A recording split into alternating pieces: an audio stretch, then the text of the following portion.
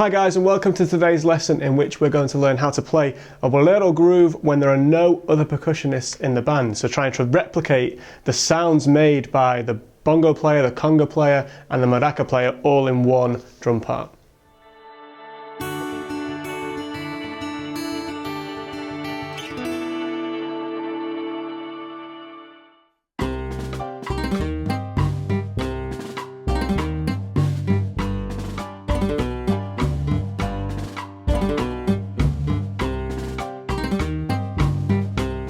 Firstly, it's unrealistic and probably a little bit disrespectful to the other percussionists to assume that as the drummer we can just take their parts and make it sound perfect.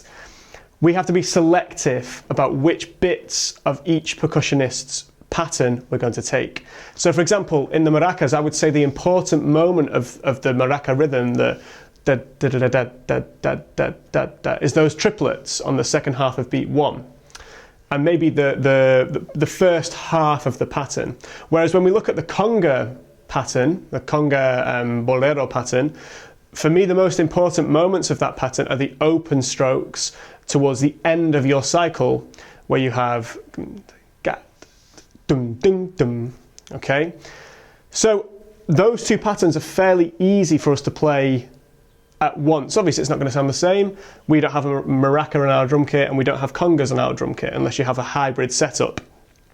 I'm going to play the maraca rhythm on the snare drum and I'm going to play the conga pattern on the tom-toms.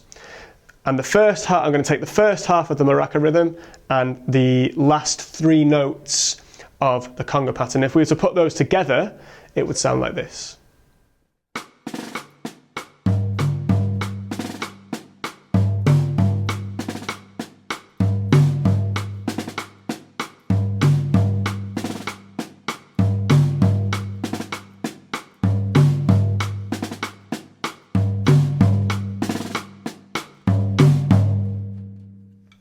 Now let's think of what we can play in our feet. Quite often when you hear Bolero music, you hear a clave. And quite often when you hear clave in Bolero music, you hear a 3-2 son clave. And that's exactly what we're going to try and play in our left foot. To remind you, a 3-2 son clave sounds like this.